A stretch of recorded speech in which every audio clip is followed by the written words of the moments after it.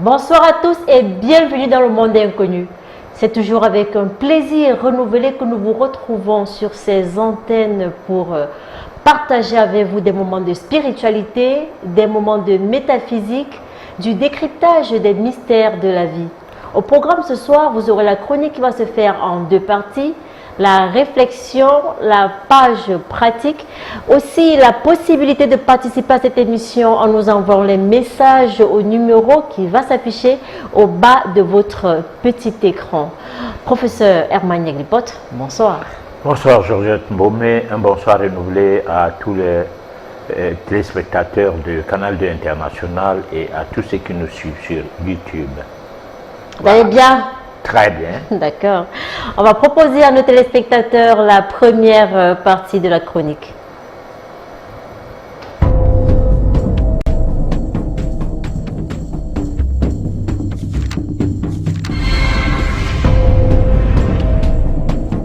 De envoûtement et sacrifice.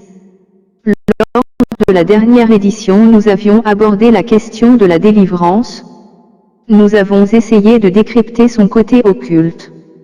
Toutefois, nous restons convaincus que vous ne doutiez point de notre effort de vouloir vous permettre d'avoir l'essentiel en termes d'une explication sérieuse concernant la délivrance. Voyons ce qu'il y a de la délivrance dans le cadre du désenvoûtement. Commençons par définir l'envoûtement. C'est une action qui consiste à subjuguer une personne donnée en l'asservissant occultement à l'aide des charges vibratoires néfastes.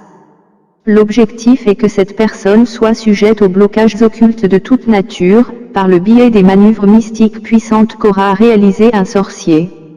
Le moins complexe des énergies de cette pratique se cache dans l'enchantement, le charme. C'est-à-dire, une simple séduction d'un individu relevant d'une sorte de fascination, à titre d'envoûtement d'amour. S'agissant d'un envoûtement d'amour par exemple, il peut être une mise en mouvement des forces issues de la magie dans le vrai sens du terme, rouge, blanche ou même, de la magie noire, non pour faire du mal à autrui, mais assouvir son ou ses désirs. Ceci peut se traduire par l'attirance avec ou sans question de retour d'affection forcée, etc. Tout peut se passer par un rituel qui sera mené des mains de maître, ou par un féticheur, un lanceur de sorts et autres. Mais comment savoir qu'on est envoûté? Cette question doit faire l'objet d'une double réponse. La première, du point de vue métaphysique, a pour réponse, la voyance est la meilleure option. Car elle va informer sur l'impact ou l'ampleur, et la nature de cet envoûtement. En second lieu, la réponse du côté classique est différente. On est obligé de rechercher les symptômes en psychiatrie ou psychiquement, et puis, s'atteler sur les manifestations physiques. Dès qu'on remarque un inconfort, du genre des phénomènes inexpliqués qu'on taxerait de malchance, le tour sera joué. Il suffit aussi d'avoir un sentiment d'être mal aimé. Mais l'envoûtement de nombreuses sociétés en Afrique, ne sont pas que néfastes. Car dans certaines traditions de magie et d'envoûtement, souvent utilisées à des fins bénéfiques, mettent en mal toute personne qui tente de pratiquer de l'envoûtement à des fins négatives. Grâce à l'envoûtement, on peut opérer la guérison ou la protection des malades. Les initiés ou les patriarches sorciers jouent souvent un rôle central dans ces pratiques. Toute intervention en vue de neutraliser des manœuvres d'envoûtement contre une personne dans le but de nuire, passe par un ou des sacrifices. Tout sacrifice correspond à l'impact des forces de vibration de l'envoûtement.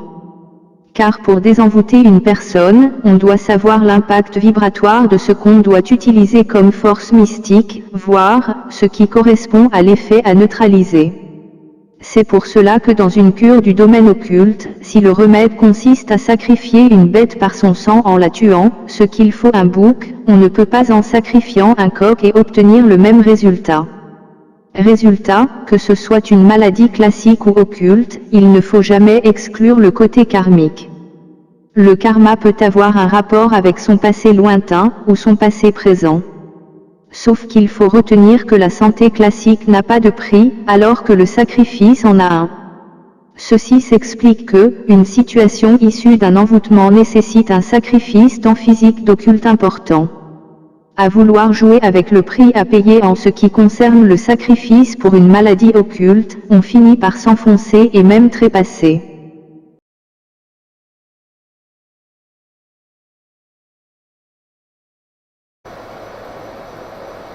Professeur Herman Neglipot, quel rapport faites-vous entre le désenvoûtement, sacrifice et karma? Bon, alors, disons, le désenvoûtement, c'est une méthode ou bien une situation curative qui parle du fait qu'il existe déjà un envoûtement. C'est-à-dire que cela soit établi parce que on peut ne pas être envoûté, ou bien on peut ne pas comprendre le sens de ce qu'on a comme problème. On peut bien dire que tout le monde est sujet d'un envoûtement, parce que ça prend plusieurs connotations, le fait de l'envoûtement, mais il faut un sacrifice. Prenons un envoûtement simple.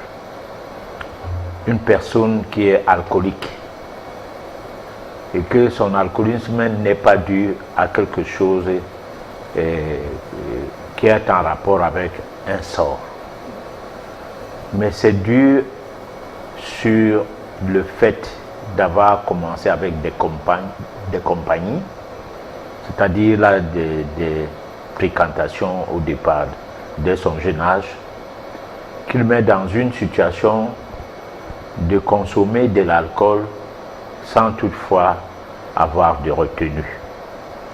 Et cette situation va de façon à prendre goût et de façon à ne plus pouvoir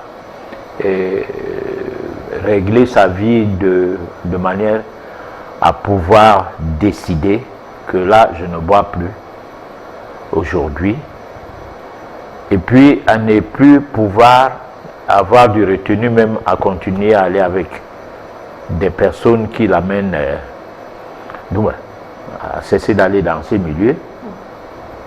Alors, donc vous êtes envoûté, on peut appeler ça de l'auto-envoûtement, c'est-à-dire pas de mauvaises habitudes.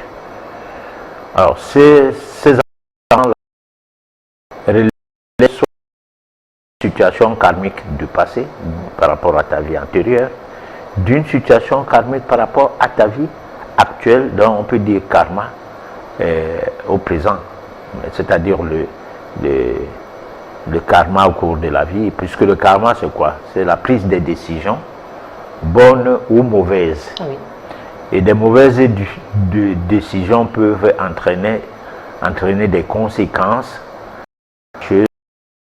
Des décisions aussi peuvent entraîner des conséquences face qui sont de nature à ne pas parler du karma, parce que le karma ça se parle beaucoup plus, on en parle plus lorsque on est en situation malheureuse, mais quand c'est quelque chose de bon, on ne parle pas du karma. Alors donc il y a plusieurs types d'envoûtements déjà, parce qu'il y a des envoûtements qui sont provoqués par nous-mêmes, donc on peut parler de l'auto-envoûtement. Il y a des envoûtements qui sont issus des sorts, c'est-à-dire que des pratiques de la magie noire, de certaines formes de magie, des formules qui sont de nature à utiliser le nom de quelqu'un, de voir cette personne tomber dans une nuisance qui rend gaie la personne qui utilise négativement cette pratique. Alors là, c'est un envoûtement provoqué par une personne. Bon, maintenant, le problème karmique sort d'où? Le problème karmique, c'est qu'il n'y a pas de fumée sans feu. Si vous avez un envoûtement, que ce soit dû à provoqué par vous-même, donc vous avez un envoûtement issu du fait des faits d'autrui portés contre vous, vous êtes toujours envoûté karmiquement, c'est-à-dire c'est votre karma qui permet à ce que vous ne soyez pas à l'abri, parce que en fait c'est comme pour rappeler que lorsqu'on crache en l'air, qu'on monte, qu'on descende, ça doit tomber sur soi. C'est peut-être pas de cracher en rendant le geste de manière oblique pour que les tombent. Ici, c'est des crachats parfois inconscients.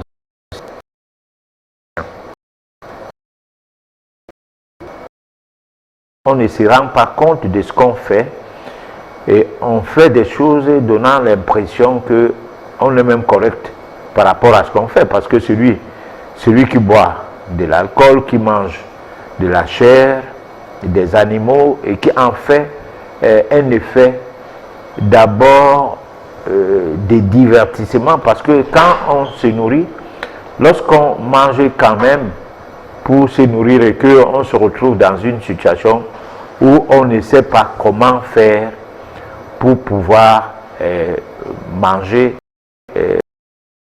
se voit obligé de manger des choses pour ne pas mourir de faim, on est différent, un peu différent, je ne dirais pas qu'on est totalement différent parce que ça fait c'est toujours un effet karmique. Pourquoi ne pas avoir à manger? Bien entendu que c'est pas pour rien. Il y a quelque chose en vous qui fait que vous ne pouvez pas avoir les mêmes, on peut dire, chances que d'autres personnes qui seraient nées avec une cuillère en or. Vous êtes né où on a jeté toutes les cuillères et même les assiettes, on l'avait cassées. Et vous êtes en phase avec la boue et tout, et c'est ce qui vous accompagne tout le long de votre vie. Et cela n'est pas une injustice que vous subissez de la nature, mais c'est plutôt une réponse des actes posés au cours des vies antérieures. D'accord. Voilà. Professeur Herman Yaglipote, et s'agissant d'un envoûtement d'amour, comment ça se passe? Comment on se rend compte même qu'on est envoûté? Bon, alors il y a plusieurs types d'envoûtement d'amour aussi, comme je venais de dire. Il y a l'envoûtement d'amour où vous êtes épris, c'est-à-dire vous aimez une personne à la folie. Bon, cet envoûtement peut provenir du fait que cette personne, vous avez une dette, toujours karmique vis-à-vis de cette personne. Parce que vous pouvez vous retrouver avec une personne dont vous ne justifiez pas tout ce que vous faites pour cette personne, qui ne mérite pas de recevoir de vous autant de présents, de cadeaux et tout. Et ceci, ça devient récurrent de façon à ce que c'est tout le monde qui en parle. Et vous n'avez pas honte, parce qu'en amour, on n'a d'ailleurs pas honte. Et vous le faites fermement et toujours en train de le faire. On attire votre attention que cette personne-là n'est pas intéressante, parce qu'elle n'a aucune attention vis-à-vis de vous. Mais vous continuez à vous comporter comme ça jusqu'à votre dernière énergie, c'est-à-dire jusqu'à la réception totale, qui peut même amener qu'on ait envie de se suicider. Alors donc là, ça c'est l'auto-envoûtement. Vous vous envoûtez, la personne ne vous a pas envoûté, la personne n'a pas besoin de vous, la personne n'est nullement attentionnée de vous, mais vous forcez la situation de façon à ce que cette personne, par moment, a pitié. Alors qu'on n'aime pas par pitié, on n'aime pas par aumône. L'aumônerie n'existe pas dans les pratiques d'amour ni la pitié. Alors, maintenant, il y a un envoûtement qu'on peut appeler l'enchantement, qui consiste à attirer l'attention de quelqu'un que vous désirez. Bon, tu désires une personne et tu attires son attention. Et si par le canal des fétiches ou de certaines pratiques, qui ne sont pas forcément des pratiques matérielles du genre mettre de l'argent à sa disposition, parce que même avec beaucoup d'argent, une personne peut se foutre de toi. C'est-à-dire, tu as tellement d'argent à lui proposer et tout. C'est pour cette raison que parfois, moi, je dis, pour nous les hommes qui pensons qu'on peut acheter des femmes. Alors, il y a des femmes qui se font acheter, et c'est pourquoi. Mais ce n'est pas parce qu'on l'achète, c'est parce qu'elle a pris une décision de vivre une certaine vie qui veut en sorte qu'elle prenne de l'argent, des présents, des cadeaux venant d'un homme qu'elle n'aime pas. Okay. Bon, là, c'est une certaine vie. Mais dire que vous voulez vous marier, vous mettez de l'argent devant, ça ne peut pas marcher. Cet envoûtement est très éphémère en quelque sorte, l'envoûtement par les biens matériels. Mais maintenant, il y a un envoûtement par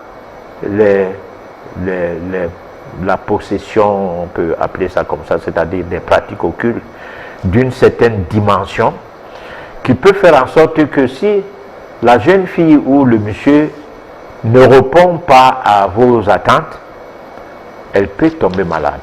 D'accord. Oh ouais. Et cette maladie ne pourra pas être soignée par le classique, c'est-à-dire la médecine officielle. Elle pourra que être soignée dans les tourbillons de la médecine traditionnelle, avec une personne qui est habile à le faire, parce qu'on ne pourra pas te soigner. Parce que ça, c'est des pratiques qui sont telles qu'on peut prélever des choses de l'individu et aller les travailler, tout comme on fait avec des chats. Quand on achète un chat, bon, on va lui couper les poils, on va prendre ses poils et mettre ça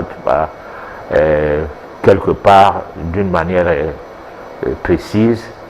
Et ces chats, dès le premier jour, s'habituent à rester sur place. On le fait également chez les femmes. Longtemps avant, beaucoup de femmes étaient mariées à des hommes qu'elles n'aimaient pas, avec le concours des parents et aussi avec ces pratiques, elles restaient fidèles à ces hommes-là. Voilà. Donc, il y a aussi le bon côté de l'envoûtement, professeur Emmanuel Lipote. Oui, le bon côté. Que, vraiment, vous codiez. Il faut tout nous dire, professeur. Nous sommes dans le monde inconnu. Hein? L'histoire du chat, vous voyez, ça peut intéresser beaucoup de gens qui nous regardent. On enlevait une partie du chat. Qu'est-ce qu'on faisait? C'est quelle partie qu'on enlevait? On coupait la moustache du chat, je peux le dire. Oui. Tout comme on peut prendre les ongles, les cheveux et tout d'une personne pour travailler ça, afin que la personne devienne fidèle. Bon, maintenant... Travailler ça comment? Non, parce que là, j'ai un téléspectateur, un professeur qui vient de m'envoyer un message pour me dire je suis envoûté par ma femme.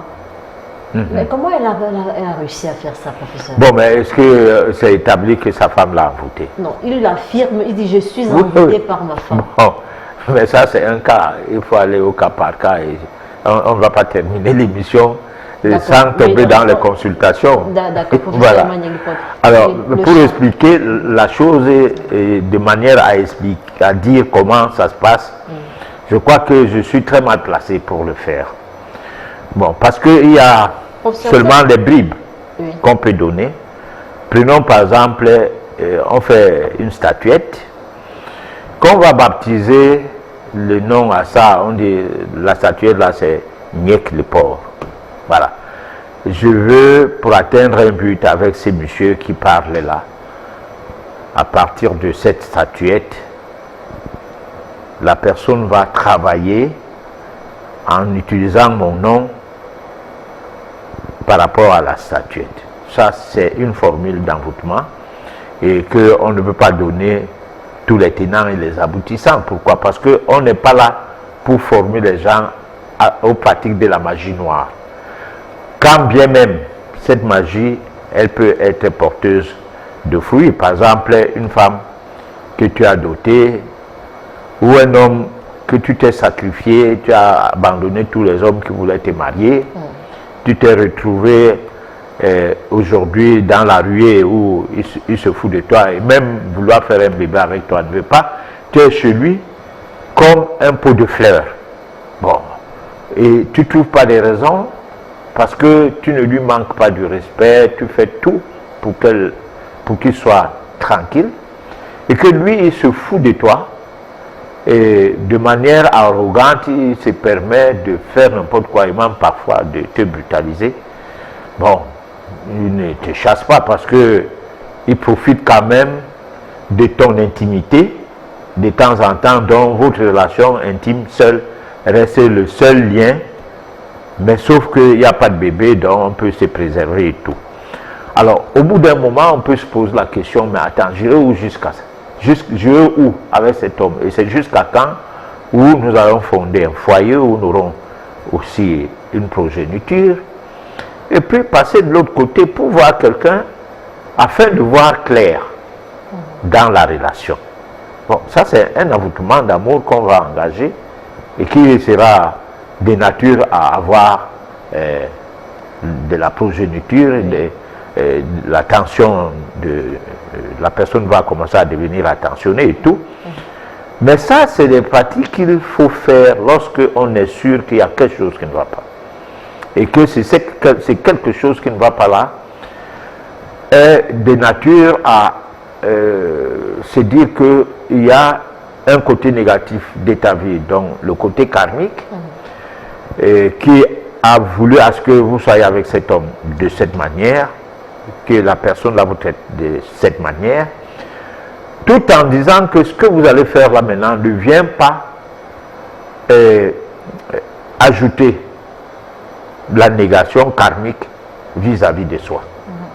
Bon, parce qu'il y a des fois, il faut savoir souffrir jusqu'à X date pour attendre que coûte que va le bonheur va venir. Bon, à vouloir aller voir des féticheurs pour commencer à améliorer une situation, c'est comme une personne qui mérite 10 ans de prison, mais qui achète les magistrats pour que elle sorte de la prison avant 2 ans. Alors, les 8 ans de prison refusés peuvent entraîner à ce qu'il soit cogné par une voiture et il se retrouve dans un lit de l'hôpital pendant 8 ans, où l'accident ne l'amène pas, du moins, les fractures peut-être de la colonne vertébrale. Non seulement tu as des factures à payer qui sont des factures qui rentrent dans le cadre de la souffrance qu'on a évité, plus le fait qu'on est mobilisé au lit, on ne peut pas quitter et se promener comme il faut, jusqu'à faire 8 ans et trouver un jour un masseur traditionnel qui te sort de cette prison, outre que celle que tu avais refusée parce que tu as voulu montrer que tu peux chercher des raccourcis à éviter la souffrance. C'est de là que tu sors maintenant de la prison et tu es étonné que tu marches très bien et tout, et sans rien comprendre.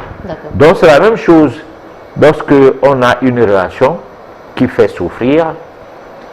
On n'a pas le droit de fuir cette relation non plus, sauf si on a étudié tous les tenants et les aboutissants qui permettent à ce que on abandonne cette relation parce que peut-être c'est un envoûtement et on est allé plutôt s'y soigner pour se libérer de cet envoûtement. Voilà. Et professeur Emmanuel Glipod, je souhaiterais qu'on parle également du retour d'affection. Est-ce que ça marche toujours? Le retour d'affection est pareil comme on est dans une maison, l'homme ne prend pas soin de toi, ou bien tu es dans un environnement où tu jouais au gigolo et puis tu es tombé dans un piège. Voilà, pour les hommes qui attendent tout de leurs femmes. Voilà. Alors, c'est à peu près comme ça. Le retour d'affection, si c'est une difficulté d'être ensemble qui proviendrait d'un envoûtement, le retour d'affection est facile. Mais même jusque-là, il faut voir si le sacrifice à payer est celui de payer un féticheur qui doit provoquer ce retour d'affection ou un initié. Il faut toujours passer par la voyance, le scanner. Tout à fait, il faut scanner, le scanner traditionnel, Oui. la situation, et être convaincu que le résultat obtenu va dans le sens de sortir d'une situation, on peut dire, naturellement légale. Parce qu'il faut toujours reconnaître que si la nature n'est pas prise en compte, c'est-à-dire si les lois de la nature ne sont pas prises en compte, c'est du tant pis.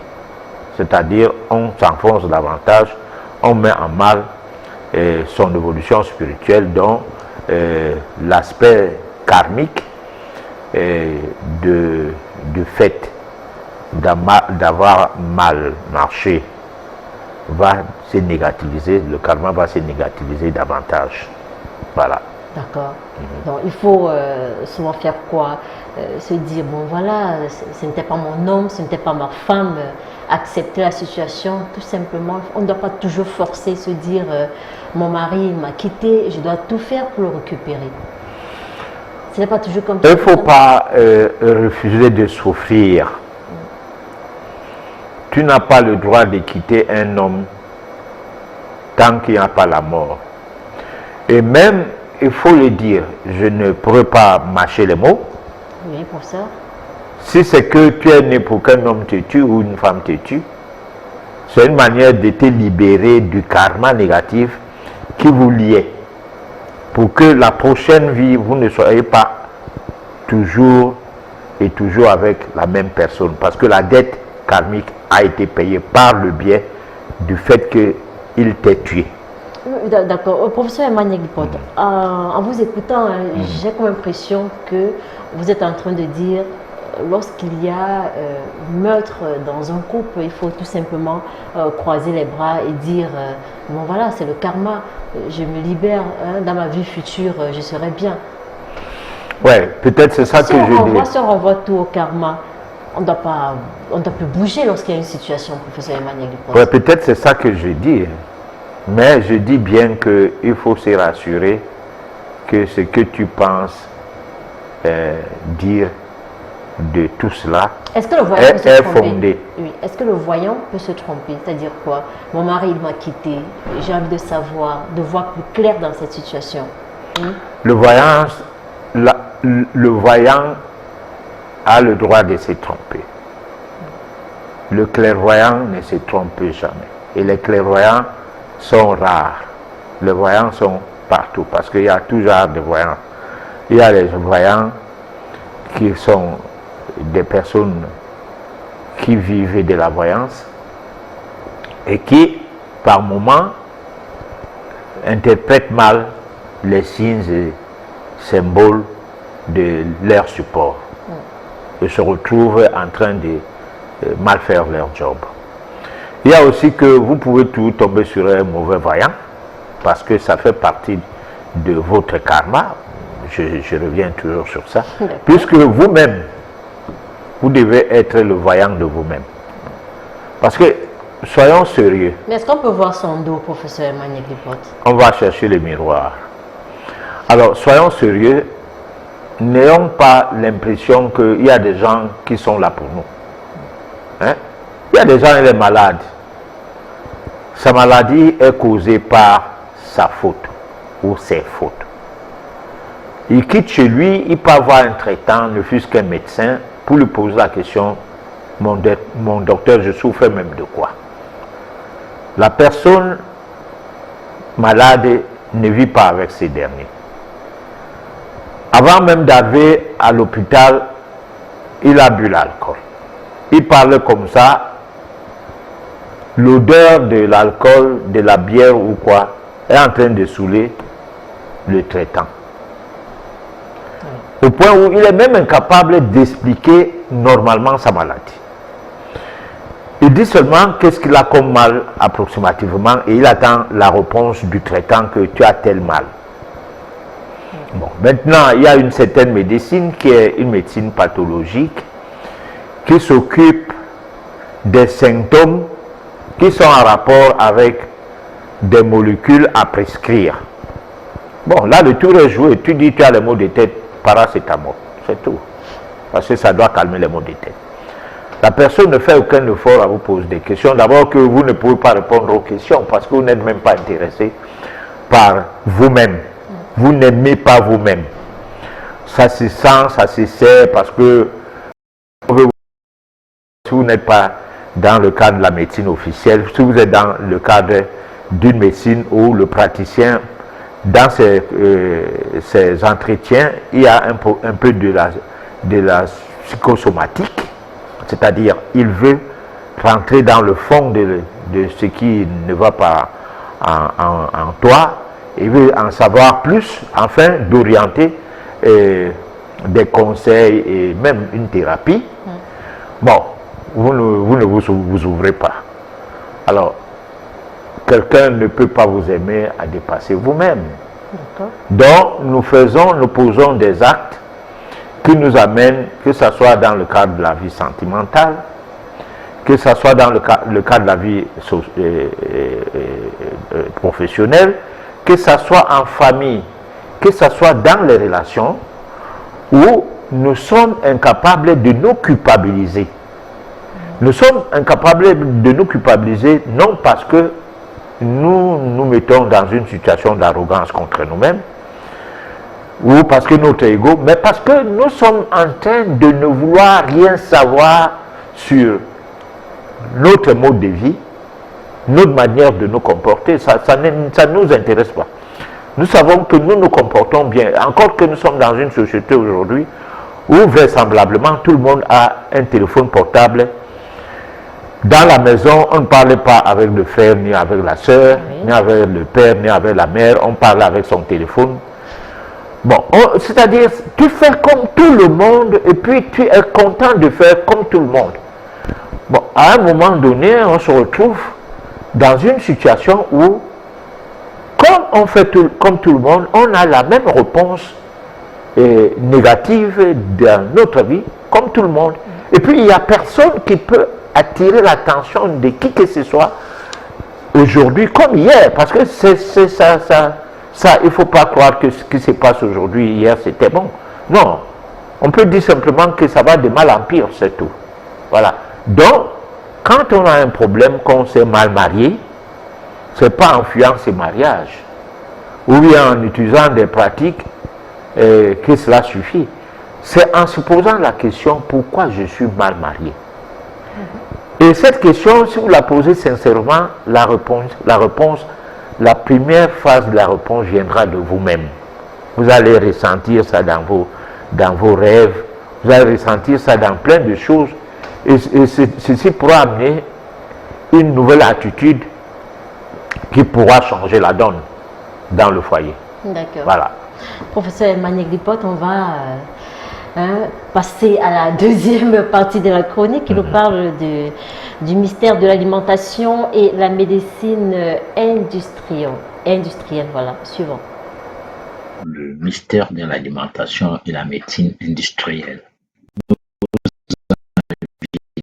Nous dans la chambre secrète du mystère de l'alimentation. C'est pour que petit à petit, vous puissiez prendre conscience de la connaissance ancestrale concernant l'alimentation.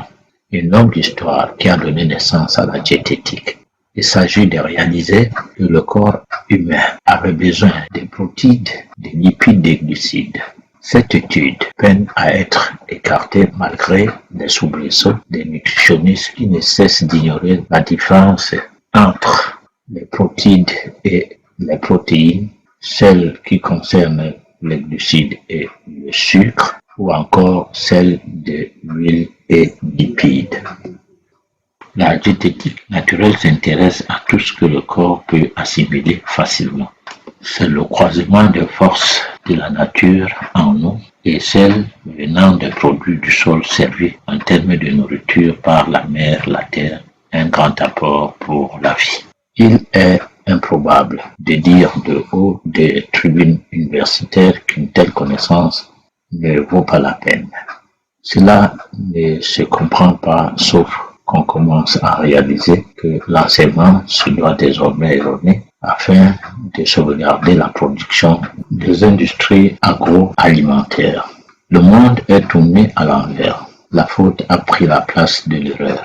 L'échec officialisé en des domaines tels que la médecine. L'objectif étant de gagner de l'argent, un point, un trait. C'est ce qui donne une autre orientation dans la pratique de la médecine, par exemple. La notion de la maladie ne peut que bénéficier d'une définition totalement erronée. Il va sans dire que même l'applicabilité des soins en est conséquente, puis vouée à l'échec. C'est pour cela que, médicalement parlant, soigner les maladies veut dire s'attaquer aux symptômes. Le rapport entre la maladie et l'alimentation ne fait pas partie de l'enseignement prodigué dans ce milieu. Les conseils nutritionnistes vont dans tous les sens. Ici, on met l'accent sur l'alimentation équilibrée et non sur l'alimentation spirituelle. Le modèle de traitement est sous le prisme de la haute technologie et finit par donner naissance à une nouvelle médecine, la médecine industrielle. Malheureusement, celle-ci a complètement ignoré des concepts de l'époque d'Hippocrate. Pourtant, elle ne cesse de se glorifier comme étant inspirée de Hippocrate. Le pire est que seule cette médecine industrielle est mondialement officialisée. D'ailleurs, on parle plus de son côté à sensation soutenu par des instruments mis à sa disposition par les industriels. C'est ce qui fait qu'elle soit appelée médecine moderne. En toute arrogance, elle nargue, manipule les esprits avec des diagnostics de la terreur, etc.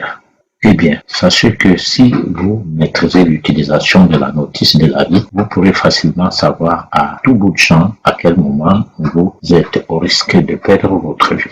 Cela se passera à travers un savoir limpide qui vous permettra de réaliser rapidement que la vie est en train de vous quitter petit à petit ou au plus vite.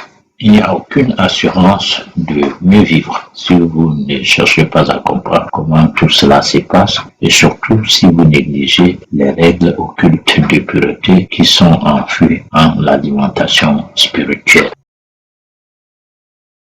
Yaglipote, comment maîtriser, voilà, je voulais dire, comment maîtriser notre notice de vie? Un peu compliqué. Hein? Comment ça? Parce que on confond le système scolaire à l'école. Il y a l'école à part, le système scolaire à part. L'école, c'est l'observation, l'expérimentation, le résultat. Ceci est valable au quotidien. C'est-à-dire tout le monde est censé vivre cette école. C'est-à-dire si vous regardez même les documentaires, si vous regardez des films visuels qui sont des situations qui passent sous nos yeux au quotidien, dans la rue, dans les maisons, partout où nous passons et partout où nous nous trouvons, avec pour envie d'apprendre, dans le sens de comprendre ce qui se passe. Parce qu'apprendre et comprendre, c'est deux choses différentes. Donc quand on apprend, sans comprendre, on n'apprend rien. C'est ce qui se passe dans le système scolaire de l'école officielle. Parce qu'à l'école officielle, on apprend non pour comprendre, mais pour apprendre. Donc nous avons les difficultés de vivre aujourd'hui parce que la nature qui est Dieu, ces lois ne doivent pas être transgressées. Et ces lois-là, c'est ça qu'on vit au quotidien. C'est ça qui sont en phase avec notre existence. Et c'est ça qui c'est elles qui nous mettent à l'école. C'est-à-dire, on doit savoir que je ne sais pas nager, je ne dois pas plonger dans l'eau. Puisque les bêtes, les animaux, qui savent bien qu'elles ne savent pas nager, ne tombent pas dans l'eau. Mais tu vas voir un homme, consciemment ou inconsciemment, tomber dans l'eau ou quoi, je ne sais pas, sans toutefois expliquer sur quoi il compte. Alors, et ceci, c'est juste un exemple qui corrobore avec tout ce que nous faisons. C'est-à-dire, nous sommes exposés à des situations de l'eau, à des situations du feu, à des situations de l'air et aux situations de l'utilisation de la terre, sans toutefois que cela nous apporte et nous amène à réfléchir un tout petit peu. Parce que dans l'école, le système scolaire officiel de l'homme, on n'apprend pas le pourquoi le feu, le pourquoi l'air, le pourquoi l'eau et le pourquoi la terre. Quel est le rôle de la terre dans notre vie? Quel est le rôle de l'air? On peut finir tous les systèmes scolaires, on ne sait pas qu'est-ce que c'est que respirer dans le vrai sens du terme, c'est-à-dire utiliser la respiration comme une pratique peut-être thérapeutique, hein, d'appoint sur un certain nombre de maladies, de dysfonctionnements de l'organisme, censé résoudre des problèmes métaboliques respiratoires. Hein. On va mettre à la place le médicament. On ne peut pas utiliser l'air, la respiration, un système respiratoire pour abdiguer une consultation. Non, on va mettre les laxatifs à la place. On ne peut pas utiliser l'air pour purifier le sang. On boit de l'eau, on dit bien qu'il faut boire de l'eau, on essaie d'expliquer quelque chose par rapport à l'eau, mais on ne sait pas trop expliquer la chose. C'est ce qui fait que, au lieu d'apprendre la santé dans ce système scolaire, on apprend la maladie. Comment combattre les maladies. Et là maintenant, il y a une confusion entre la maladie principale, qui est l'ignorance de tout ce qui se passe dans le corps, et les multiples symptômes qui naissent de cette maladie principale, qui est l'ignorance. Alors ça fait un peu rigoler, et puis tu vois des gens hautement diplômés, privilégiés dans la société, qui meurent comme leurs malades. C'est-à-dire, lorsque vous aviez des gens qui ont fini avec l'école, dans leur option, et qui sont dans la thérapie, et que les mêmes pathologies pour lesquelles on est spécialiste, on est au lit de l'hôpital, d'un côté, de l'autre côté, il y a aussi un malade qui vous consulte avant avec les mêmes problèmes que vous. Alors finalement, le médicament n'a pas pu jouer avec vous ni avec lui. Et l'intermédiaire qui est les connaissances scolaires que vous avez eues n'a non plus agi. Alors, finalement, on ne comprend plus rien. Donc, il y a l'école de la vie. Quand l'école classique, quand l'école, le système scolaire, on en finit avec, on doit maintenant rentrer dans l'école de la vie. Et dans l'école de la vie, on porterait bien l'intérêt sur des gens qui savent utiliser cette école, qui parfois n'ont pas été à l'école des connaissances livresques, qui ont passé tout leur temps à n'étudier que dans cette école de la vie, hein, oui, où c'est la nature qui est le grand maître de tout temps et qui est en même temps le Dieu, hein, du côté occulte, et qui sont mis de côté, ne parlent jamais à la télé, on ne les invite même pas. D'abord, ça ne va pas parler la langue du système scolaire, qui est la langue qui est la prévalence même des preuves qu'on est à l'école. C'est-à-dire les langues d'emprunt, l'anglais, le français, du moins les langues des néocolons, de la colonisation et tout. Alors, ces langues d'emprunt, dedans, on n'invite que des gens qui ont des titres ronflants pour des débats. Et ces débats-là ne portent pas de fruits sur la manière de vivre. Portent de fruits sur la manière de se détester, le tribalisme, le racisme, hein, l'arrogance, le développement de l'ego. Alors on a tout ce qui détruit l'homme dans son essence spirituelle, au-delà de ce qu'il aurait dû avoir du fait d'avoir été à l'école. Finalement, l'école le rend nuisible. Bon, alors là, on a donc des gens qui pensent que l'industrie est nécessaire pour manger, l'industrie est nécessaire pour se soigner.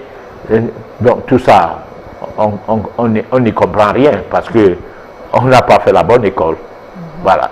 Et c'est où la bonne école, professeur Emmanuel Lipote? L'école de la vie, l'école de la nature. En respectant les lois de la nature, en cherchant à les comprendre, à comprendre leur fonctionnement, en étant déterminé d'aller dans le sens de l'observation, l'expérimentation et en voulant de tout ça des résultats inébranlables parce qu'il y a tous les résultats. Lorsqu'on dit qu'il y a une certaine science en médecine, c'est que le paracétamol, quand on va boire ça, les maux de tête vont se calmer. Bon, tant pis si on a un cancer ou bien une attaque au niveau du foie qui est reconnue aujourd'hui par le fait de consommer ces médicaments, on s'en fout. Parce que le bénéfice du doute ne doit pas profiter le malade. Ce qui doit profiter le malade, c'est le fait de résoudre son problème. D'accord. Vous voulez dire quoi? Des fois, on déplace plutôt la maladie au lieu de la guérir. Non seulement on déplace ça, on peut même dire qu'on a anesthésié la maladie. C'est comme vous sortez d'une opération, vous descendez de la table de l'opération, vous marchez vers votre lit. Mais alors quand les anesthésiants là vont partir, c'est-à-dire que le corps et les cellules est pris assez de ça et que à un moment donné, les cellules veulent reprendre leurs fonctions, la douleur va revenir. Et vous allez commencer à crier comme si on est en train de vous opérer encore. On est obligé de remettre en marche d'autres calmants, ainsi de suite jusqu'à le moment venu, les cellules vont se rassembler, vont se mettre ensemble. Il n'y aura plus un problème entre elles. Parce que quand on ouvre, il faut que les cellules d'un côté se retrouvent avec les autres cellules, qu'elles se remettent ensemble pour que la douleur passe. D'accord. Mais professeur, lorsqu'on a mal finalement, qu'est-ce qu'on doit faire? On doit poser la question, j'ai mal pourquoi? Qu'elle allait dire à quelqu'un, j'ai mal, dis-moi de quoi je souffre. Cette question, pourquoi j'ai mal, vous amène à faire votre autodiagnostic dans un premier temps et vous amène en même temps à accompagner vos soins de manière logique, de manière normale, accompagner la personne qui veut vous soigner, voilà, à comprendre que vous avez des réponses sur la connaissance de ce qui vous arrive, mais vous n'avez pas de réponses comment résoudre le problème par rapport à ce qui vous arrive. D'accord. Voilà. Et là, ça peut simplifier le travail du thérapeute, surtout si le thérapeute est holistique, c'est-à-dire s'il comprend le fonctionnement de l'organisme, non comme une spécialisation, mais comme une manière de voir le corps de manière globale. Okay. Voilà. Et quelle différence y a-t-il entre l'alimentation équilibrée et l'alimentation spirituelle, professeur Emmanuel Lipote? Bon, alors l'alimentation,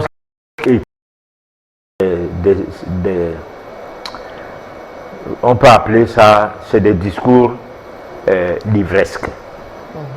C'est-à-dire, vous savez, avant la colonisation, on ne mangeait pas 3 repas par jour. Parce que je ne crois pas que le chien, dans sa nature normale, a besoin de 3 repas par jour. Bon, nous ne sommes pas des chiens. On ne peut pas nous comparer aux bêtes, mais nous sommes du règne animal quand même. Alors, avant, en Afrique par exemple, quand on se levait le matin, l'âge que j'ai me permet de dire certaines choses quand même, on partait au champ, tôt le matin. Jusqu'aujourd'hui, ça se passe. Parce que moi, quand je descends à Bafoussam, à 5 h du matin, les gens vont au champ. Ils ne sont pas en train de prendre le petit déjeuner. Ils sont en train d'aller au champ. On partait au champ pour attaquer la journée très tôt, avant que le soleil ne prenne le dessus sur la personne. Vers 11 heures, on va donc, à partir de 11 heures midi, bon, midi n'était pas le midi du citadin. Midi était le midi du fait que le soleil est au zénith et on a un peu plus chaud par rapport au travail qu'on a à faire et qu'on a besoin de se reposer. Parce que le soleil, les rayons de soleil, on peut d'abord se mettre à l'abri. Et là, en se mettant à l'abri, on va donc prendre son petit déjeuner qui est comme le déjeuner, c'est-à-dire un petit repas, pas copié, qui n'a pas besoin d'être équilibré. Parce que je ne sais pas, parce que lorsqu'on est dans les restaurants, on va écrire légumes sautés. Alors je demande ça à les pieds, ça saute comment? Bon, on a des petits mots pour attirer l'attention à la personne qui veut consommer quelque chose. Bon, alors donc, déjeuner ou petit déjeuner, c'est manger. Alors, lorsqu'on mange donc, parce qu'on a faim, et qu'on mange le produit du sol, un produit vivrier, c'est-à-dire un produit qui porte la vie, les aliments qui sortent, qui poussent du sol, lorsqu'on en mange, on mange la vie. Ça se traduit qu'on mange pour vivre. On ne vit pas pour manger. Bon, mais dans le plaisir du palais, donner pour équilibrer. C'est-à-dire, on doit même aller jusqu'à boire un petit vin après le repas. Parce qu'il faut... Bon, vous voyez, vous avez une sauce, je ne sais pas moi, vous avez une sauce d'arachide où on a utilisé l'huile raffinée. Et l'huile raffinée est faite à partir de l'hydrocarbure. Hein? On prend donc l'hydrocarbure, on raffine ça, on raffine pour obtenir une huile alimentaire. On mélange ça avec le vin. Et des produits issus des additifs alimentaires pour que le vin ne devienne pas du vinaigre. Alors, tous ces mélanges-là, au même moment, dans un environnement où rien n'a été étudié à la base, parce qu'en fait, lorsque les industriels font des choses, ils font ces choses dans le but de vendre, hein? Non dans le but d'assainir l'organisme et de permettre à ce que la santé soit prise en compte. C'est pourquoi j'ai dit, si on apprenait les leçons pour la santé et non comment combattre les maladies, on ne boirait pas n'importe quoi, on ne mangerait pas n'importe quoi. D'où l'alimentation spirituelle. Alors l'alimentation spirituelle devrait être une alimentation qu'on devrait se focaliser sur ça pour que des gens vivent longtemps sans devenir malades parce qu'ils ne mangent pas des choses qui détruisent le corps. On ne peut pas manger des cadavres d'animaux et tout, obtenir des protéines pour les membranes protéiniques pour nos cellules.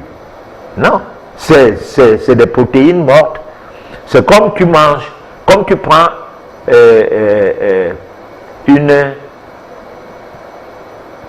tu es dans une industrie, on prend une bière qui est sortie de l'usine, qu'on a mis dans la bouteille, mais on reverse ça dans les cuves pour refaire la bière. Alors, ce n'est plus les mêmes mélanges. C'est la même chose lorsque nous prenons de la viande comme nourriture, du poisson et tout.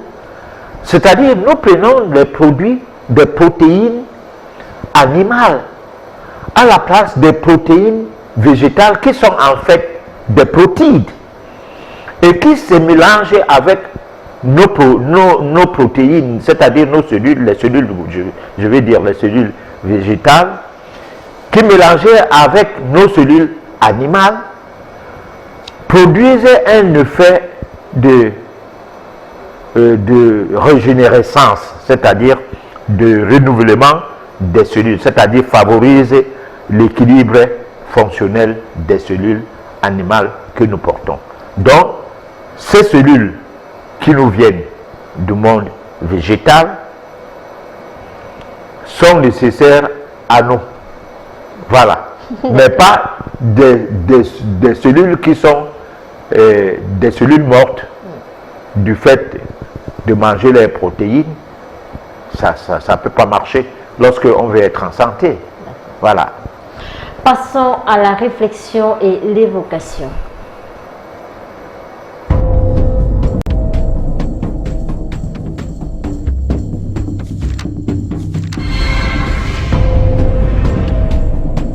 Mais avant ce traité, est-ce que l'on peut considérer que l'Europe est un peu en sécurité vis-à-vis de toutes ces normes sanitaires? Non, pas particulièrement. C'est un peu plus dilué qu'aux États-Unis. Parce que par exemple on peut ne pas être d'accord pour importer une substance. Par exemple, on a refusé d'importer l'hormone, les bœufs aux hormones, le bœuf aux hormones, et on paye une amende dans ces cas-là. D'ailleurs, l'amende est lourde, on paye 116 millions de dollars par an. Donc c'est une incitation à consommer du bœuf aux hormones quelque part. Mais on est quand même régi par le Codex Alimentarius, qui est l'organisme qui décide de tout ce qui va être mis dans votre bouche, que ce soit des médicaments ou que ce soit de la nourriture. Donc la marge de manœuvre est pas très grande. L'hypocrisie est grande parce que par exemple on n'a pas le droit de cultiver des OGM en France, mais on a le droit d'en importer, ce qui veut dire que tous les élevages industriels nourrissent leurs animaux aux OGM et que les gens mangent des OGM. Donc vous voulez dire qu'aujourd'hui, les Français qui mangent de la viande élevée en France peuvent très bien ingurgiter des OGM. Alors par contre, ce qui va être encore plus grave avec le traité transatlantique, c'est que là, ça va se faire ouvertement, dans la mesure où il y a une clause dans ce traité qui dit que si une multinationale considère que un gouvernement, par exemple, qui empêche, je sais pas, une substance d'être vendue en France, la multinationale peut attaquer le gouvernement pour le manque à gagner. Donc ça, c'est l'horreur totale, parce que dès qu'on va interdire une substance, les cartels étrangers vont attaquer le gouvernement français et on va être obligé de payer des trucs parce que le manque à gagner, ça se chiffre comme on veut. Hein. Et pour procéder à une interdiction, alors qu'il y a des études qui sont faites auparavant pour déterminer si telle substance est dangereuse, telle substance ne l'est pas? Absolument pas. Enfin, il y a quelques études, mais les études sont truquées dans la mesure où les instances de santé n'ont pour faire les études que les données des cartels, que les données de l'industriel. Donc il est bien évident que l'industriel, il va pas arriver à la FDA ou à anciennement AFSAPS ou à l'EMEA en Europe et dire voilà, j'ai un produit qui est pourri, est-ce que je pourrais avoir l'autorisation? Bien évidemment. Et vous considérez donc, Claire Sévrac, que nous ne sommes pas protégés? Par exemple, on est quand même protégé de la décontamination chimique des viandes ou des antibiotiques non thérapeutiques. On est protégé de... Protégé de la décontamination chimique des viandes ou de la, des antibiotiques non thérapeutiques dans l'alimentation animale. On en est actuellement Alors déjà, protégé. les 3/4 des aliments qui sont conservés un petit peu en France, c'est-à-dire qui mettent 3-4 jours à arriver sur les étals, etc., subissent, ils appellent ça l'ionisation. En fait, les aliments sont irradiés pour être conservés. Donc, je ne sais pas où on est protégé, là, mais non. Et les antibiotiques, il y en a dans tous les élevages industriels. Toute la viande industrielle, les bêtes, que ce soit les poulets, que ce soit les vaches, que ce soit, sont tous soumis à des antibiotiques pour la bonne raison que les conditions sanitaires sont épouvantables et que s'ils veulent que les poulets ou les bêtes soient à peu près conservées jusqu'au moment où elles vont avoir 40 jours ou 50 jours et où ils vont pouvoir les tuer pour les mettre dans les commerces, ils sont obligés de leur donner et des vaccins et des antibiotiques et des tranquillisants. Parce que ces bêtes sont dans des espaces complètement restreints, elles se marchent dessus, on leur coupe le bec pour pas qu'elles se fassent du mal entre elles tellement c'est épouvantable. C'est épouvantable ce qu'on fait aux animaux en France. En ce qui concerne les antibiotiques, là vous venez de parler des antibiotiques et de l'administration presque systématique oui. aux animaux, c'est-à-dire qu'on traite aux antibiotiques des animaux qui sont sains. de manière préventive on n'en sait rien. Enfin, je veux dire, il faudrait être dans chaque élevage tous les jours. Des fois, ça doit être, enfin, quelquefois, ça doit être de façon préventive, et quelquefois, ça doit être parce qu'il y a un début d'épidémie ou une crainte d'épidémie. Alors après, c'est pour ça que c'est vraiment un système hypocrite, parce que après, on nous dit les antibiotiques, c'est pas automatique. N'en prenez pas à tout bout de champ parce que c'est pas nécessaire. Après, vous allez devenir résistant. Évidemment qu'on devient résistant aux antibiotiques, parce qu'à la fin de la journée, quelqu'un qui fait ses courses et qui achète des produits industriels, il a mangé des hormones, il a mangé des antibiotiques, il a mangé des tranquillisants, il a mangé les résidus des vaccins, des résidus de pétrole aussi, quand ce sont des plats fabriqués, etc. Plus tous les additifs alimentaires où il y a vraiment n'importe quoi, sauf de la nourriture qui nourrit son corps. Donc vous êtes d'accord avec l'OMS, c'est quand même une bonne information qu'il fallait venir sur TV Liberté pour nous le dire, parce que l'OMS a mis en garde les nations sur la résistance aux antibiotiques. C'est vrai qu'aujourd'hui on se dit que les affections qui sont banales ou petites infections pourront devenir mortelles puisqu'on résiste aux agents antimicrobiens. Donc enfin l'OMS vous donne raison, formidable. Non mais vous plaisantez là. Je plaisante pas, c'est ce que je vous faites monsieur loyal. Non mais l'OMS, le rôle de l'OMS, vous avez lu la charte de l'OMS? L'OMS a été mise en place pour protéger les citoyens du monde et leur donner que tous aient accès à la santé. Donc l'OMS sait très bien que quand elle laisse passer des tas de produits qui sont remplis de substances nocives, les gens vont être malades. Alors c'est bien après de dire aux gens, oui mais attention, si vous abusez, vous allez être résistant aux antibiotiques. Comme ils ont fait un rapport il n'y a pas très longtemps en disant qu'il y avait 15% d'enfants diabétiques aux États-Unis et que c'était épouvantable, ça allait être le mal du siècle et que donc il fallait prendre des mesures terribles pour essayer d'endiguer ça parce qu'il y aurait 30 ou 40% d'enfants qui seraient diabétiques en 2050. Et puis après on s'aperçoit que Vincent Payon fait un contrat cadre avec le CEDUS, qui est l'industrie du sucre, pour aller enseigner aux enfants dans les collèges et dans les écoles maternelles comment se nourrir, leur donner des cours de diététique. Et finalement, professeur Herman Yaglipot, que mangeons-nous? On mange la mort. Nous mangeons ce qui nous amène à avoir de quoi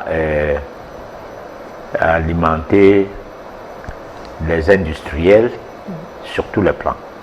D'abord, sur le plan alimentaire, l'agroalimentation ou bien l'agroalimentaire profite bien de l'ignorance de ce que nous devrions manger. Parce que ce n'est pas l'école qui doit enseigner quelqu'un ce qu'il doit manger. C'est ce que j'ai dit tout à l'heure. Le système scolaire ne nous enseigne pas des choses qui sont utiles à nous. Bon, et ce que nous devons manger ne doit pas être ce qui nous amène à boire les médicaments.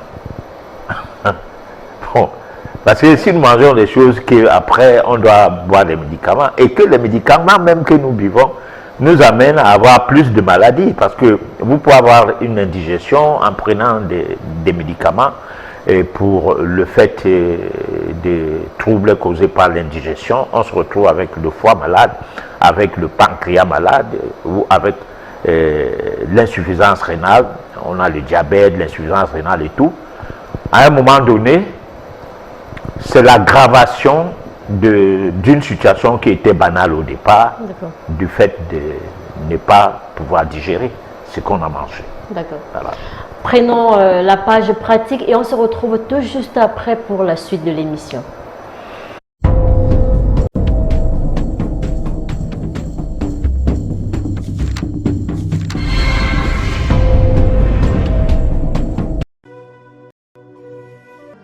Jung refusait de croire que la répression sexuelle pouvait tout expliquer, et il n'était pas prêt à renoncer à l'occulte. Mais Freud s'assura qu'il le regretterait. Au moment de sa rupture avec Freud, Jung était président de l'Association de psychanalyse internationale, et Freud ne voulait pas laisser Jung en charge de la boutique. En coulisses, dans ce que l'on pourrait appeler une manœuvre occulte, Freud forma donc un petit comité. Il donna à chacun de ses membres une petite chevalière et leur fit tous jurer de garder le silence. Ils commencèrent ensuite à comploter sur la manière de se débarrasser de Carl Jung. Après sa rupture avec Freud, Jung entre dans une dépression qui durera 6 ans. Il se retire dans sa maison de campagne à Bollingen. Comme Newton, des siècles avant lui, il part alors à la recherche de sa propre pierre philosophale. Jung construisit une tour à Bollingen. À certains égards, il la construisit de ses propres mains et il grava des figures mystiques sur divers types de pierres. Il cuisinait sur une petite cuisinière au bois d'allure primitive. Il coupait du bois à l'extérieur. Il se rendait au lac voisin. Il dormait sur un lit de camp. C'était le type de retraite propice à l'introspection qui lui permettait de vivre ses propres expériences psychologiques. Il lutta contre sa propre dépression et mit au point un nouveau type de psychologie, profondément empreinte de pensées mystiques. Carl Jung utilisait des cartes de tarot ainsi que l'astrologie, mais surtout, dans un cas comme dans l'autre, il croyait en l'intuition.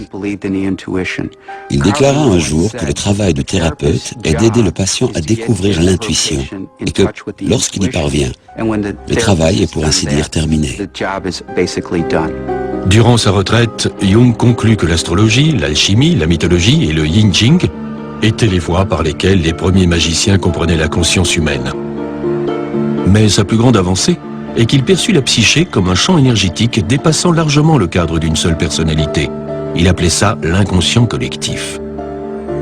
L'inconscient collectif englobe tous les éléments qui ne nous sont pas personnels, qui transcendent le personnel. Il forme les contenus transpersonnels et impersonnels de l'inconscient que Jung appelait les archétypes. Il forme les composants typiquement humains qui n'ont pas nécessairement de lien avec nous personnellement. Ils n'ont rien à voir avec notre expérience personnelle, ni avec notre père ou notre mère. Ils sont liés à l'idée même de père et de mère. Tant Jung que Freud recouraient à l'état modifié de conscience utilisé par les magiciens pour parvenir à leur plus grande révélation. Freud pratiquait la méthode de libre association, tandis que Jung utilisait la méthode d'imagination active, par laquelle vous induisez volontairement une fantaisie et vous parlez à des aspects de vous-même qui sont personnifiés sous une forme d'image. Cette méthode se rapproche de celle des occultistes, des médiums ou des adeptes du spiritisme, qui pensent parler aux morts alors qu'ils s'adressent en fait à eux-mêmes ou à leurs nombreuses personnalités intérieures. Là où Freud avait réduit la personnalité à une accumulation de névroses alimentées uniquement par la répression sexuelle, Jung plaçait l'individu à un niveau supérieur. Il l'intégrait à une humanité au sens large, ayant un sens et une continuité. Nous possédons à la fois un inconscient personnel et un inconscient collectif. L'inconscient personnel est davantage aligné sur notre âme, et notre inconscient collectif se compose de la sagesse, des archétypes, des mythes, des données universelles auxquelles chacun peut accéder. Nous suivons donc chacun notre voie individuelle et une voie collective. Les idées de Jung ont inspiré de nombreuses pratiques New Age. Le channeling pourrait provenir d'un concept tel que l'inconscient collectif de Jung. La plupart de ses adeptes vous diront sans doute qu'il provient d'un niveau de sagesse supérieur, et peut-être est-ce la même chose. Il s'agit certainement d'un type de concept proche de l'inconscient collectif, mais sa représentation typique est qu'un être, un esprit défunt, ou peut-être un groupe d'entre eux, existe actuellement dans une autre dimension, mais a choisi de nous venir en aide en diffusant une partie de sa sagesse au travers de nos amis ou de nos voisins. Dans les travaux de Jung, les rêves pouvaient produire des visions intéressantes. Certains psychologues ont poussé ce concept un pas plus loin et ont développé une technique appelée rêve lucide. Les rêves lucides forment une catégorie spécifique dans laquelle non seulement vous rêvez, mais vous avez conscience que vous rêvez, et vous pouvez même peut-être influer directement sur le cours du rêve. Professeur, un mot? Oui, alors là, Jung était le disciple de Freud. Oui, oui. Bon, parce que Freud le fascinait. Mais quand il entrait dans l'association créée par Freud, et qu'il est appelé à gérer cette association qui devrait, parce que c'était sur une plaque tournante. Alors Freud a bien voulu l'imposer une voie. Jung n'était pas d'accord. Il a pris 15 personnes pour tuer Jung. Bon, alors, si nous regardons bien les choses, lui, Pasteur, a eu des problèmes avec ses confrères, ses congénères. À son temps, Freud a eu également des problèmes, mais les deux personnes-là, leurs noms sont restés gravés dans l'histoire livresque des diplômés d'université, pendant que les gens comme Jung, il faut aller plus loin dans les recherches pour savoir combien ils ont apporté à la science. Hein. C'est-à-dire quelle a été leur valeur intellectuelle par rapport à ce qui existe aujourd'hui. Bon, donc le commentaire, c'est ça en fait. D'accord. Voilà. Chers téléspectateurs, cette émission, c'est vous qui la faites. Vos messages sont attendus au numéro qui s'affiche au bas de l'écran. On va prendre le SOS téléspectateur.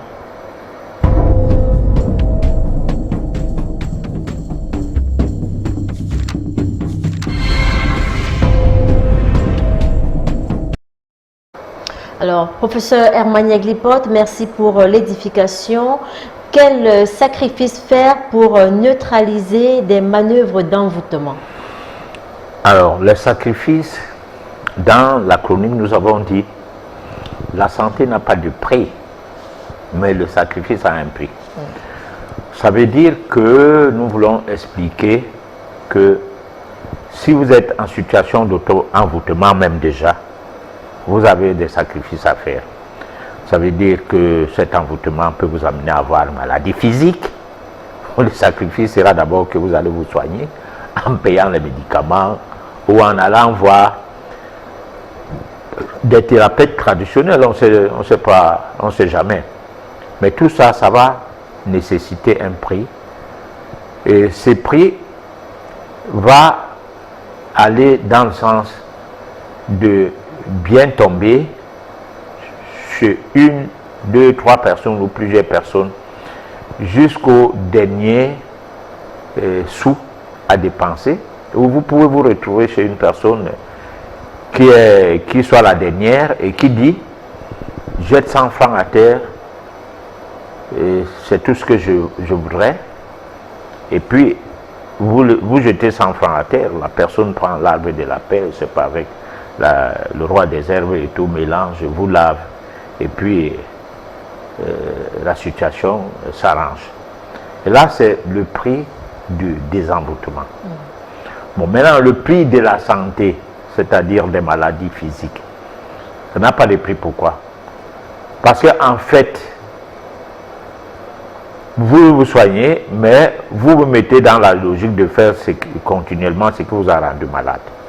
Donc, vous ne guérissez jamais. Par exemple, quelqu'un qui a le diabète, qui ne comprend pas la cause de son diabète et qui sait seulement qu'on lui a dit à l'hôpital qu'il avait le diabète et que l'hyperglycémie devient la maladie à combattre, c'est-à-dire tu as le sucre dans le sang qui atteint un seuil par rapport à l'OMS qu'il faut absolument prescrire des médicaments, combattre cela. Alors, pour finir, tu vas boire ça toute ta vie. On va donc dire que la santé n'a pas de prix, alors qu'on n'est même pas dans le domaine de la santé. On est dans le domaine de bagarrer avec une pathologie, avec une maladie. Voilà. Ok, patriarche, merci. J'habite avec une fille décédée. Que faire? Alors la fille là revient dans les sommeils, vient décéder comment? Moi là je comprends pas son message. Parce que si c'est que de temps en temps cette fille là vient tout le temps dans vos sommeils et dans vos rêves ou dans la nuit, et de manière à constater que vous ne dormez pas seul, bon là il va falloir que on comprenne quelle est la connivence qu'il y avait de son vivant avec vous pour que aujourd'hui, n'étant plus vivant, parce qu'en fait, la vie ne meurt jamais, on ne meurt pas, on change de vie. Mais sauf que dans le changement de vie, on considère que le corps physique n'est plus avec l'âme.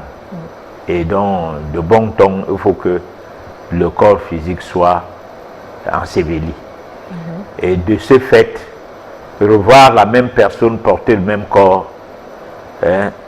c'est invraisemblable, c'est incompréhensible pour le commun des mortels.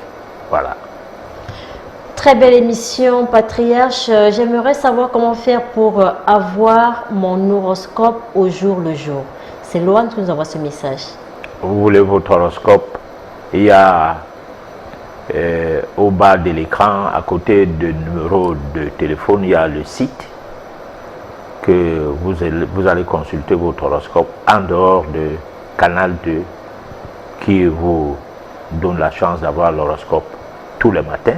Mais si vous vous réveillez tard, vous aurez l'horoscope à travers ce site www.afriquenature.cm.net. Voilà. Très belle émission. Cependant, aucun humain conscient n'acceptera mourir. S'il vous plaît, vous pouvez appeler hors antenne. Pour le moment, le numéro qui s'affiche est uniquement réservé aux SMS. Alors, cependant, aucun humain conscient n'acceptera mourir pour payer une éventuelle dette karmique. La cosmogonie kamite n'accepte pas de suicide. En effet, d'autres solutions existent dans l'univers. C'est Fredo Fotso qui nous envoie ce message, professeur Emmanuel Lipote. D'accord, c'est son avis. Moi, je ne suis pas là pour bagarrer contre les avis des gens. Okay. C'est une contribution en quelque sorte, pourquoi pas. On a Kevin depuis Douala qui nous envoie ce message. Bonsoir professeur, très belle émission. Comment respirer et boire de l'eau au cours d'une journée? La respiration doit être le premier aliment qu'on consomme au lever du lit. C'est-à-dire quand vous quittez le lit le matin, bien avant 7 heures, donc avant le lever du soleil, lorsque nous ne sommes pas en saison de pluie, on sait que le soleil se lève avant 7 heures, souvent. Alors, vous ouvrez la fenêtre, vous regardez le lever du soleil et puis vous commencez à faire des exercices respiratoires au point à inspirer pendant 60 secondes, retenir l'air sans toutefois s'incommoder pendant 15 à 30 secondes et expirer pendant 60 secondes. Et faire cela pendant 5 à 10 minutes, tout le matin, et puis vous prenez de l'eau chaude tout juste après, et puis vous prenez de l'eau fraîche immédiatement après, l'eau de la pas de l'eau frigorifiée. D'accord. Cela peut apporter physiquement et spirituellement dans notre vie quotidienne. Alors, ça purifie le sang. Nous avons besoin de libérer le sang. Lorsque on fait des respirations, on nous a appris que, pour ceux qui ont appris ces choses, que on avait l'oxygène nettoyait le sang, le corps, l'organisme en général et ressortait du corps l'air qu'on a baptisé les gaz carboniques. Bon, en dehors de période de confinement où on voit les gens le long de la journée avec des masques au nez, ce qu'ils avalent n'est pas l'oxygène, ce qu'ils rejettent n'est pas l'oxygène. Tout ça, c'est un désordre qu'il est en train d'organiser pour son système respiratoire, le poumon, la circulation sanguine et tout. Bon, alors on devient comme les chiens qui sont enragés, où on les attache les museaux pour ne pas mordre. Voilà. Comment faire pour protéger les attaques mystiques, professeur?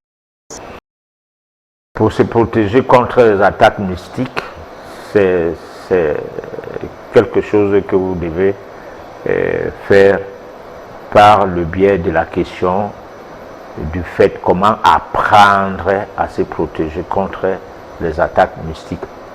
En commençant par être déterminé du fait de trouver la bonne piste, pour ne pas dire la bonne école. Bon, ce n'est pas des recettes. Parce que ces recettes-là peuvent ne pas bénéficier des atouts du fait que la personne qui donne la recette peut-être fait œuvre à sensation, c'est-à-dire il voudrait bien qu'on sache que elle est très forte. Ou fait du fait d'être limité sur le fait d'avoir lui-même reçu une recette et qu'il n'est pas vérifié. Alors donc tout cela nécessite à ce qu'on se pose la question, est-ce que je veux m'initier? Parce que l'initiation c'est quoi? C'est l'éducation à la vie. C'est ça en fait. Bon, il y a donc là-dedans des méthodes qui permettent de s'auto-éduquer et qui vous met à l'abri de la prédation éducationnelle. C'est-à-dire, si vous avez un début de connaissance, ça peut vous aider à bien être à même de trier le formateur, c'est-à-dire la personne qui vous forme. Vous pouvez facilement constater que la formation que vous voulez recevoir de cette personne va vous apporter quelque chose du point de vue spirituel. Parce que, en fait, toutes les formations, ou alors la base de la formation devrait être une formation qui vous permet de maîtriser le chemin spirituel. Voilà. Ok, c'est toujours édifiant et plaisant de vous écouter. D'ailleurs, on pourrait le faire toute une journée ou toute une nuit sans s'enlacer. Je souhaiterais comprendre pourquoi dans cette vie à bien observer, on constate que ce sont des personnes qui, des fois au fond d'eux, ne sont pas avec les autres, pour ne pas dire méchants, réussissent matériellement plus facilement que ceux qui ont une plus bonne hygiène de vie, professeur Emmanuel. Alors ça veut dire que le matériel est un piège qui emballe tout le monde, parce que même ceux qui veulent un peu de spiritualité dans leur vie sont fascinés par le côté matériel de la vie. C'est qu'on a des difficultés d'évoluer spirituellement. On dirait que, vous voyez, les grandes nations qui devraient protéger les petites nations. Alors, les tenants de ces nations, n'ayant pas une base spirituelle, piétinent eux-mêmes leurs propres lois. Parce que quand on dit la Déclaration universelle des droits de l'homme, alors, c'est des textes, on peut dire, parfaits. Mais qui applique ça? Et à qui on demande d'appliquer ça? Parce que la Déclaration universelle des droits de l'homme interdit de tuer, donne droit à tout être humain à la santé. Donc, ça veut dire quoi? Ça veut dire qu'on ne devrait pas faire prospérer les guerres. Pas du tout. Par ces gens-là même, qui sont en même temps les donneurs de leçons, qui parlaient des droits de l'homme quand il s'agit des autres et non d'eux. Bon, pourtant, ces textes, personne ne les a obligés de les monter. Alors maintenant, on va se retrouver que les soins de santé, tout le monde a droit à la santé. Mais tout le monde n'a pas l'argent pour se soigner. Alors, de quel droit à la santé parlait-on? Donc c'est autant de choses qui veulent à ce qu'on comprenne que le matériel, c'est-à-dire le côté matériel de la vie, a pris le dessus. Donc il ne faut pas croire que lorsque on n'est pas matériellement bien, on n'a pas réussi.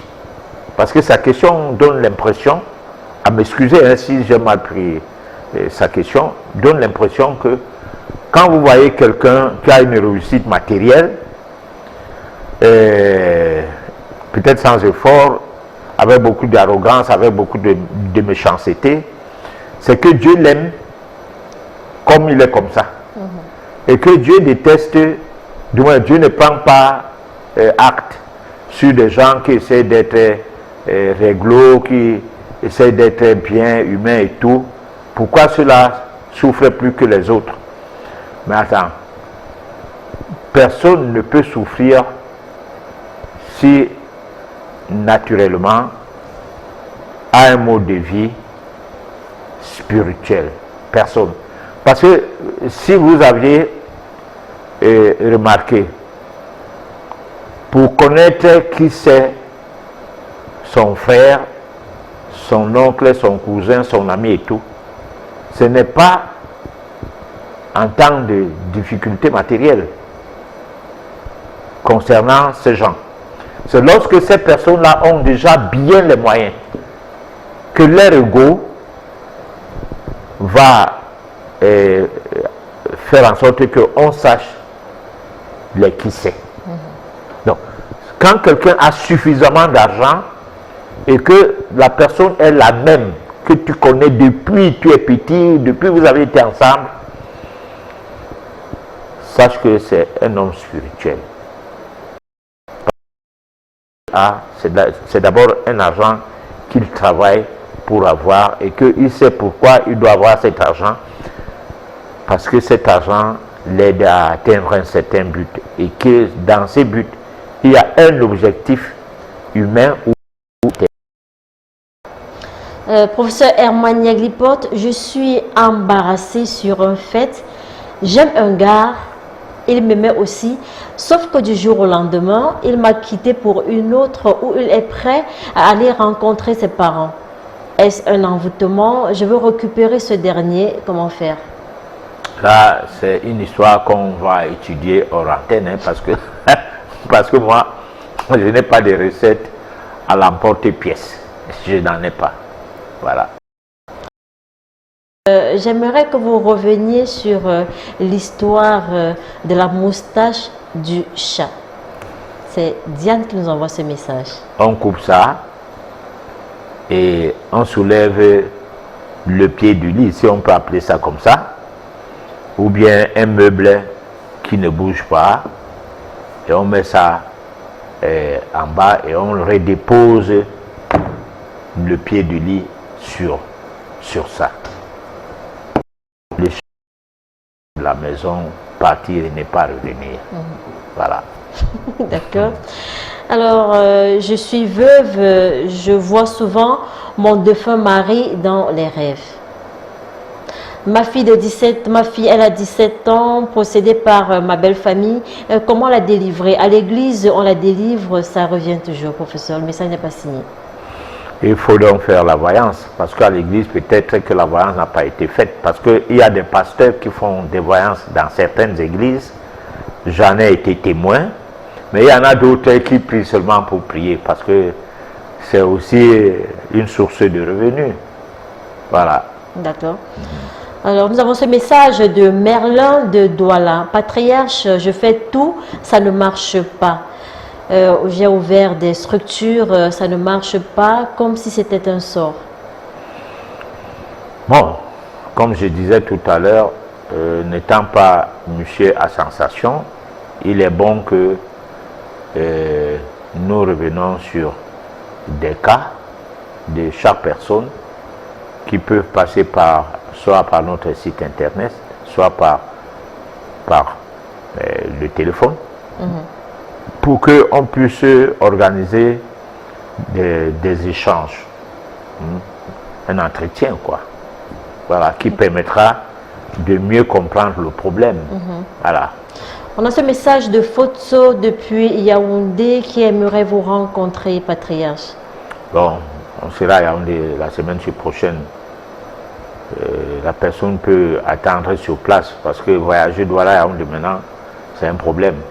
On fait 6 heures du temps, 8 heures du temps. Et souvent, c'est pas évident. D'accord. Voilà. On va se quitter sur ce message. Comment reconnaître que telle femme est celle qu'on recherche pour faire une vie commune? Est-ce que c'est par ses actes, par ses paroles, professeur? Par une étude d'affinité.